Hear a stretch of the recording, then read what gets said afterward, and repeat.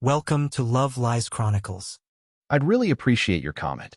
It helps me understand if you enjoyed the story and how I can improve in future ones. You know that moment when you're standing in your own kitchen, stirring pasta sauce you've made 100 times, and your entire life shifts without warning? That was my Tuesday in late October. I was halfway through making dinner when my wife walked in from her agency job, phone already in her hand. That particular energy radiating off her that told me she'd been at happy hour with her coworkers again. She didn't even put her bag down before starting. Had I seen the post about Stephanie and her husband buying that house in the West Hills? The one with the view overlooking the city? I said something non-committal, kept stirring. I should have recognized the opening move, but I didn't. Not yet.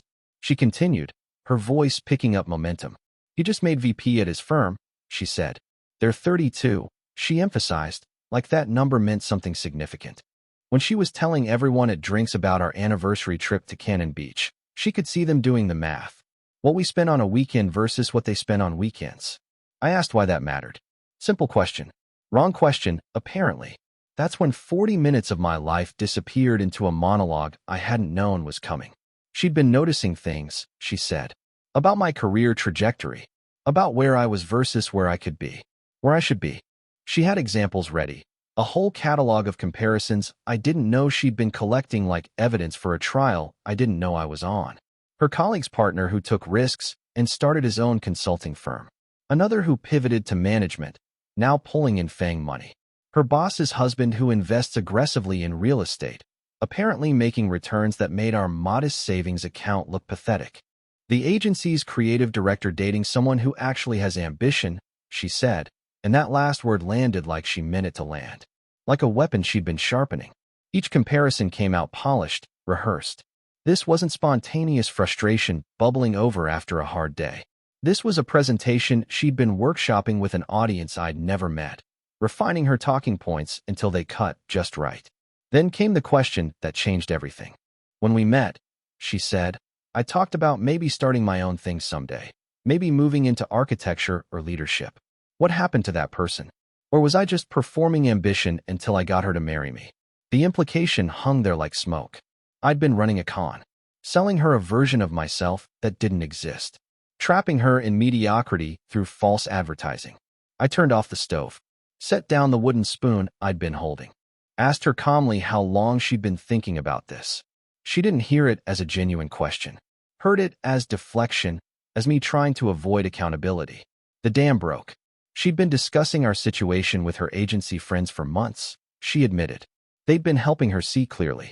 About settling too young. About choosing security over potential. About being trapped in a starter life while everyone around them leveled up. Then she said the thing that crystallized it all, the thing I'd replay in my head for weeks afterward. Everyone can see you're coasting. Everyone except you. Everyone. Her coworkers, apparently. People I'd met maybe 3 times at company parties where I'd smiled politely and made small talk about Portland's food scene. These people had been discussing my career, my ambitions, my adequacy as a husband, and they'd reached a consensus. Mitchell Hayes wasn't enough. I looked at her standing in our kitchen, in the house I maintained, eating the dinner I was cooking, wearing the life I'd built around us like it was something that had just appeared fully formed, and asked what she wanted me to do about it. She faltered. Wasn't expecting that. Expected defensiveness, maybe. Promises to change. Anger. Maybe tears. Not calm acceptance of her assessment. Not this flat, neutral question about next steps. I plated my dinner and ate in silence while she kept talking, trying to provoke some kind of reaction that I didn't give her. She wanted a fight or a breakdown or desperate promises to be better. I gave her nothing but the sound of my fork against the plate. The next morning, I made coffee for myself. Just myself. When she asked if I'd made extra, I told her no, but the pot was still warm if she wanted to make some. It was a small thing. She noticed, but couldn't articulate why it felt significant. Couldn't quite put her finger on what had shifted. Thursday evening, she tried to continue the conversation. Wanted to workshop solutions together for what she called my career stagnation. The way she said it made it sound like a diagnosis, like something that needed treatment. I told her I was good where I was. She pushed back. Didn't I want more? More what? I asked. More everything, she said, gesturing vaguely. Success. Recognition. Progress. Growth. The things normal people wanted, her tone implied. I had what I needed, I told her simply. The conversation died. She looked frustrated by my lack of engagement, like I wasn't participating correctly in my own intervention. Like I was supposed to be grateful for this feedback, motivated by her disappointment. Saturday morning, she asked what we were doing that weekend. I mentioned I was hiking with Bennett and Randy on Sunday, had tickets to see something at the Hollywood Theater Saturday night. There was a documentary about urban planning I'd been wanting to catch. What about us? She wanted to know. What about making plans together? I told her she was welcome to come to either. That's not the point, she said. We should make plans together. As a couple. I asked what she wanted to do. She realized then that she hadn't planned anything. She'd been waiting for me to have plans she could either join or veto. That was our pattern, apparently. I'd been the social organizer, the one who found the events and bought the tickets and made the reservations, and she'd been the one who decided whether they were good enough. I just hadn't noticed until now. She declined both invitations. Spent Saturday watching me leave without seeming bothered by it. I saw her later scrolling through Instagram. That tight expression on her face that meant she was looking at her agency friends doing something she wished she'd been invited to. Brunch at some trendy Pearl District spot. Looked like mimosas and avocado toast, and the kind of casual Saturday morning that required planning and coordination she apparently didn't rate. The following week, Bennett and Kira invited us to a dinner party at their place near MT Tabor. I accepted immediately. My wife hesitated, then agreed, though I could tell she was calculating how many of their invitations she'd declined lately. Most of them, probably. Maybe all of them for the past few months. She'd been choosing agency happy hours instead, prioritizing the co-workers who were helping her see clearly. At the party, I felt like myself for the first time in months. Relaxed. Present. Making people laugh with stupid stories about the intern at work who'd somehow committed code that made every error message rhyme. I didn't realize how much energy I'd been spending at home until I was somewhere I didn't have to spend it. Somewhere I could just exist without being measured against someone else's husband. Everyone gravitated toward our conversation corner. We talked about the usual things, new hiking spots in the gorge, restaurant recommendations, that weird city council decision about the parking meters downtown that was going to make everyone's life slightly more annoying. Bennett and Kira were planning a trip to the coast. Wanted to know if Cannon Beach was too crowded this time of year or if we had other recommendations. My wife sat slightly outside the circle. Not excluded exactly, just not quite included either. I watched her realize what I'd known for a while. These were my friends who'd been kind enough to include her. Without me as the bridge, she was just someone who used to come to their parties. Someone who didn't quite fit into the rhythm of conversation, who didn't have the shared history of inside jokes and remembered stories. Kira pulled her aside in the kitchen at some point. I didn't hear the conversation, but I saw my wife's face when she came back. That particular tightness around her mouth that meant someone had asked an uncomfortable question she didn't know how to answer. At home that night, the house felt different. Small things were piling up in a way they never had before. The internet had gone out earlier that week, and it was still out because I hadn't fixed it. I'd been handling my work stuff from coffee shops and the library, hadn't mentioned it.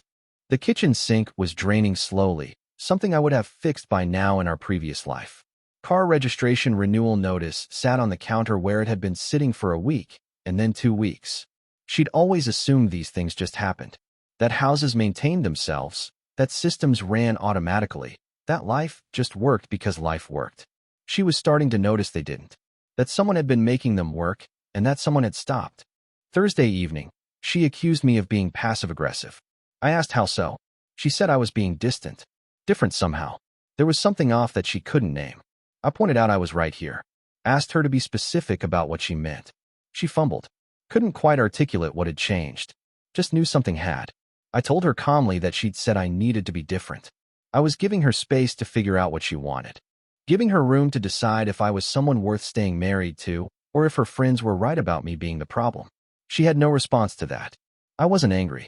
Wasn't hurt. Wasn't fighting or defending or explaining. Just absent in a way she couldn't quite name, but could definitely feel. Like I'd moved out while still living in the same house. The weekend came. Saturday morning, I was up early, already dressed for the day. Bennett and I had plans. Portland Saturday Market first, wandering through the produce and craft vendors, then Powell's Books for a couple hours, then dinner at Tasty Inn Alder if we could get in without a reservation. She said we should talk. I said okay. She clarified she meant really talk. About us. About what was happening. I asked what about us, specifically. What did she want to talk about? She gestured between us, said something about the distance she was feeling, where our marriage was going, whether we were okay. I told her she'd created the distance. I was just respecting it, giving her what she seemed to want, which was space from someone who wasn't ambitious enough, who was coasting, who everyone could see was the problem. Then I left. Had a great day, actually. The kind of day I used to have before I'd started monitoring my wife's mood, calibrating my behavior to avoid triggering another comparison to someone else's more successful life. Bennett and I talked about everything and nothing, work drama, hiking plans, whether the Timbers had any chance at a decent season, normal friendship things, things that didn't require performance or justification. She spent the day alone in our house. I know because when I got home late that evening, nothing had moved. She'd been sitting there, scrolling through her phone, realizing she had nowhere to go and no one to call. Her agency friends were busy with their own lives, their own Instagram-worthy Saturday activities. And our actual friends, the couples we used to see regularly, were my friends who'd been tolerating her. Sunday evening, I was reading when she came into the living room with that determined look that meant she'd been building up to something all day.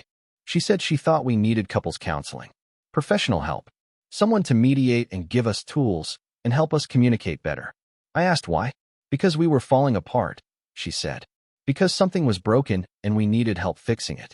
I asked if we were falling apart, or if she was just noticing that I'd stopped participating in my own criticism, stopped absorbing her disappointment and her friends' assessments, and trying to reshape myself into someone I wasn't. That landed. I could see it land.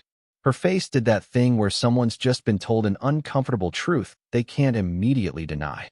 She sat down, and the story came out in a rush. She didn't mean everything she'd said. She was frustrated. Work had been stressful. Her coworkers lived these glamorous lives, and she felt left behind. Watching them buy houses and take trips and post about their perfect relationships while we were just existing in our rental in Southeast Portland. She'd let comparison poison her perspective, let other people's lives make her dissatisfied with her own. I listened, didn't interrupt. When she finished, I asked what had changed. She looked confused. Changed how? Changed in what way? I clarified. What changed between 3 weeks ago when I was supposedly coasting without ambition, when everyone could see I was the problem, and today when she wanted couples counseling to save us? What was different now versus then? She admitted she realized she might lose me, that this distance she was feeling might be permanent, that I might actually leave. I told her quietly that she already had lost me. Past tense. Done deal. She tried to argue. Started listing solutions, things we could try. Counseling. Yes, but also communication exercises. Date nights where we reconnected. Maybe I could get a career coach, work on being more ambitious. Maybe she could be more supportive, stop comparing, focus on what we had instead of what we didn't. I stopped her, told her she wanted to workshop me into someone different, turn me into her friend's version of an acceptable husband. I wasn't interested in being her project. Wasn't interested in performing ambition to satisfy an audience of people I barely knew. Then I explained what I'd been noticing over the past few weeks, seeing our relationship from outside for the first time. All our couple friends were actually my friends. I'd met Bennett in college, known Kira since she and Bennett started dating. The other couples in our social circle were people I'd introduced her to, connections from work or hobbies or random friendships that had stuck. She had no friends of her own in Portland beyond her coworkers, and those relationships didn't extend past happy hour. I'd planned every social event we'd attended, every dinner party, every hiking trip, every weekend activity. I'd managed every household system, the bills and the maintenance and the scheduling. I'd remembered every important date, everyone's birthday, when to send cards or bring gifts. I'd made our house feel like home, filled it with furniture I'd bought, and art I'd chosen, and the kinds of small touches that made a rental feel like ours. I'd created the life she was now panicking about losing. She wanted to know what happened to my ambition. I said, this was my ambition. Building a life with someone. Making a home. Having friendships that matter. Work stable enough to support the rest. Good enough to feel challenged without consuming me. I'd achieved exactly what I wanted. Her coworkers had convinced her it wasn't impressive enough. That it was mediocrity instead of contentment. The next week, she tried everything. Monday morning, she woke early and made coffee for both of us. Used my favorite beans, got the ratios right, presented it to me like an offering.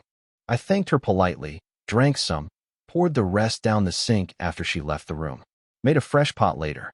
She found the empty cup in the sink that evening, but didn't say anything. Couldn't figure out how to ask why I'd dumped out the coffee she'd made without sounding crazy. Tuesday, she cooked dinner. Attempted my favorite meal, that pasta dish with the homemade sauce and the specific way of doing the vegetables. It didn't quite work. The sauce was too thin, the timing off, the vegetables overdone. She'd never actually made it before, I realized. Had never needed to.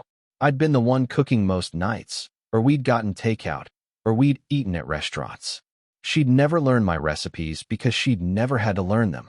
I ate it anyway, thanked her, did the dishes, went to read in the bedroom. Left her sitting at the table wondering why her gesture hadn't worked, why I was still distant despite her effort. Wednesday, she suggested a weekend trip to Cannon Beach, our anniversary spot. Remember how good that was, she said.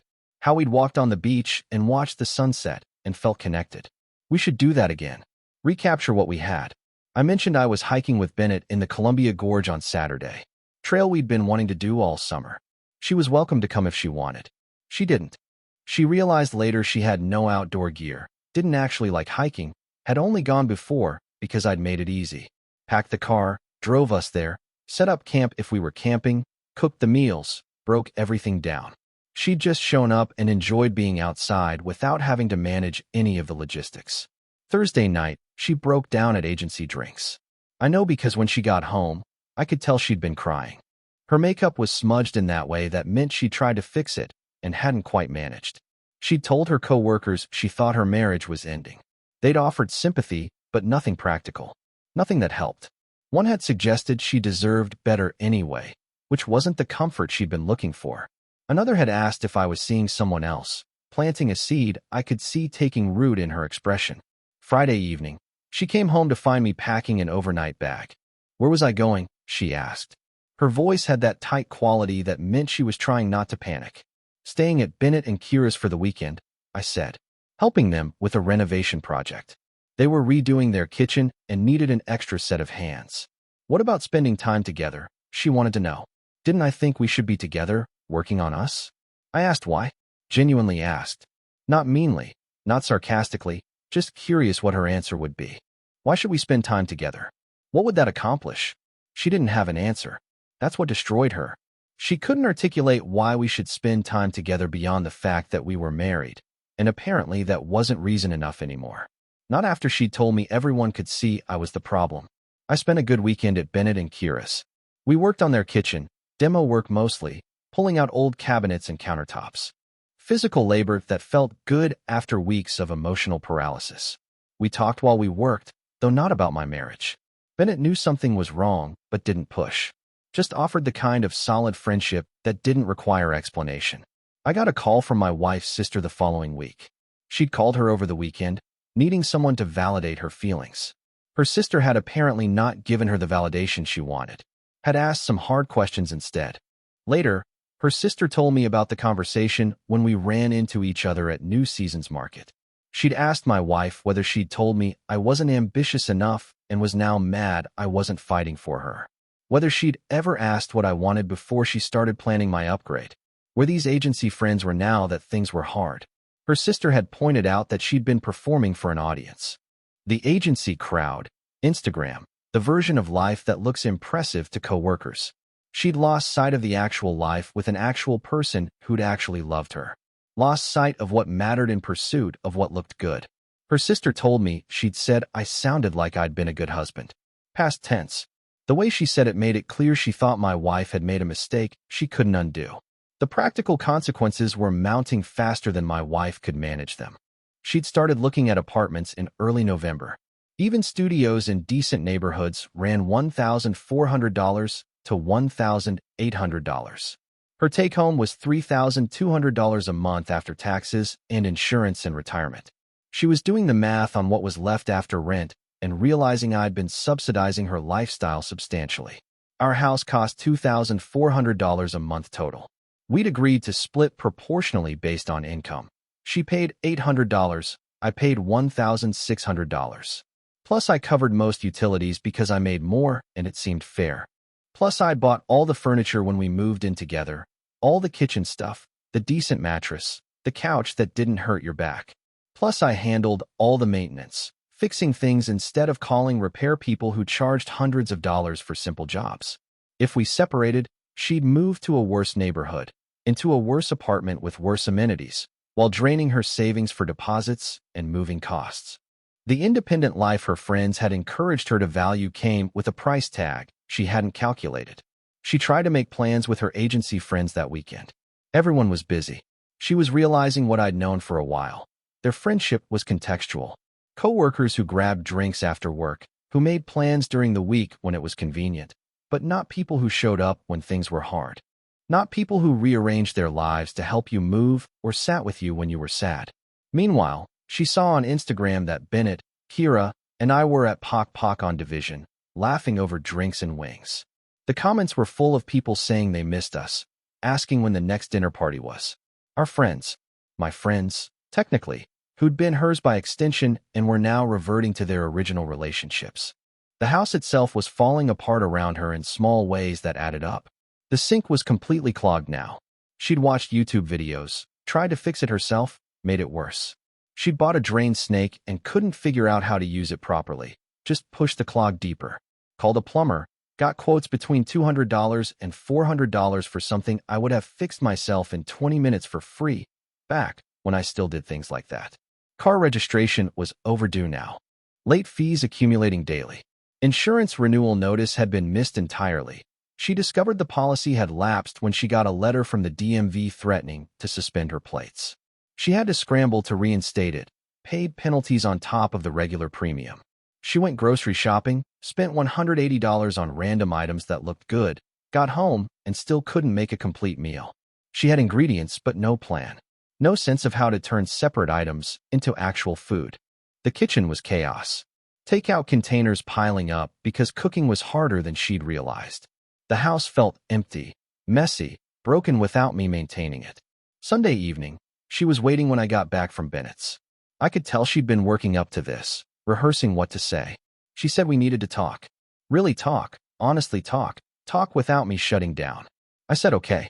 She told me she was wrong. About everything. About me, about what she wanted, about listening to people who didn't actually know us. Her friends had been projecting their own dissatisfaction onto her life, she said, making her think she should want things she didn't actually want. I said okay.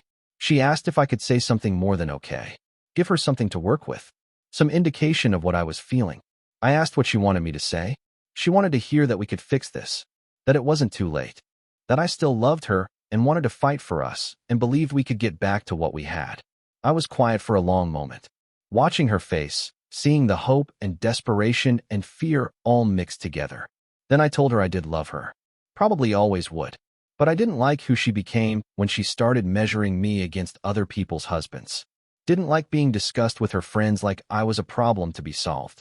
And I didn't trust that she wouldn't do it again the next time a coworker bought a bigger house, or took a better vacation, or had a partner who seemed more successful. She promised she wouldn't. Said she'd learned her lesson. Said she understood now what mattered and what didn't. I told her she'd learned I'd leave if she pushed hard enough. That wasn't the same as learning to appreciate what she'd had. It was just learning consequences. Early December, I told her about the job transfer. My company had a Seattle office. They'd offered me a senior architect position. More money, better title, relocation package that covered moving costs and temporary housing. I'd accepted 2 weeks ago, moving in January. She asked if I was leaving Portland. Her voice was small, like she already knew the answer. I said I was leaving this situation. Portland just made it convenient. Made it easy to start over somewhere nobody knew about my failed marriage or the wife who'd decided I wasn't enough. What about them? She wanted to know. About us. About our marriage. I told her there was no us. There hadn't been for weeks, maybe months. She'd been living with my ghost, the outline of someone who used to be her husband, but had stopped existing in any meaningful way. The person who'd made her coffee and planned her weekends and maintained her house had left. She'd just been slow to notice. She asked if this was punishment, if I was leaving to hurt her the way she'd hurt me. I explained it wasn't. It was just a choice. A decision to prioritize myself for once instead of trying to be enough for someone who'd made it clear I wasn't. She wanted me to be more ambitious, more successful, someone who levels up. So I was. Just not for her. Not to meet her standards, or impress her friends, or prove I was worthy of being married to. For myself, because the opportunity was good and the timing was right, and there was nothing keeping me in Portland anymore. Was there anything she could say? She asked. Anything that would change my mind? I told her she'd already said it all.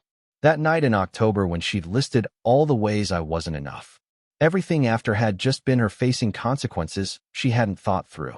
Discovering that the life she'd taken for granted was actually the result of work I'd been doing that she'd never noticed. I'd already found someone to take over my portion of the lease. A colleague who was moving to Portland needed a place quickly. She could stay if she wanted, get a roommate to cover my part of the rent, or move somewhere cheaper. I'd help with the transition, but wouldn't stay to smooth things over. Wouldn't make it easy for her like I'd made everything else easy. No anger, no bitterness. Just hope that she'd find what she was looking for. And hope it was worth what she'd given up to chase it. She got a roommate from Craigslist in January. Someone named Tara who worked in tech and kept weird hours. Someone she didn't know, sleeping in what used to be my office, using my kitchen, existing in her space like a constant reminder that I was gone. She deleted Instagram in February after seeing too many photos of my Seattle life. My new apartment had a view of Elliott Bay. I'd posted hiking photos from North Cascades, dinner parties with new friends who didn't know anything about her, or our marriage, or the ways I'd supposedly failed. I looked happy in those photos. Really happy. The kind of happy I hadn't been in months before I left. Her agency friends drifted. She was less fun when she was sad, apparently. Less interested in hearing about their lives, their successes, their partner's accomplishments. She'd become the friend who brought down the mood, and nobody wants that friend around forever. Her sister visited in March, helped her find a therapist. They had coffee at a place near Ladd's Addition, walking distance from the house she'd shared with me. Her sister told her she needed to work through what happened, figure out why she'd let other people's opinions matter more than her own judgment. I heard all this through Bennett, who heard it from Kira, who tried to maintain the friendship for a while before giving up. My wife kept asking about me, wanting updates, trying to maintain some connection even though we were divorced. The papers had gone through in March. Clean, simple, no contest. Just 2 signatures and a judge's stamp, and 5 years dissolved like they'd never happened. I was doing fine. Better than fine, actually. The Seattle position was challenging in ways I'd forgotten work could be.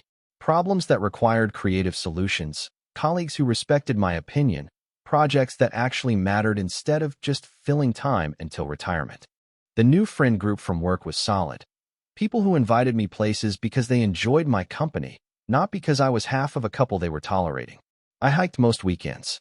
Rainier when the weather was good, smaller trails around the Sound when it wasn't.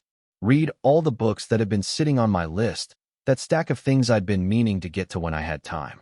Signed up for a pottery class on a whim and discovered I was decent at it, had a good feel for the wheel. Started thinking about dating, but wasn't in a hurry. I was remembering how to just be myself without spending energy managing someone else's dissatisfaction. Learning what I actually wanted versus what I'd convinced myself to want because it kept the peace. In April, I came back to Portland for a weekend. Bennett and Kira were hosting a barbecue at their place, and I wasn't about to miss it. Plus, I wanted to see the city again, walk through Powell's, eat at my favorite restaurants, remind myself why I'd loved living there even though leaving had been the right call. Saturday afternoon, I stopped by Powell's Books. Old habit. I'd always gone there on Saturdays when I lived in Portland, spent hours wandering the rooms, coming out with a stack of books I didn't need but couldn't resist.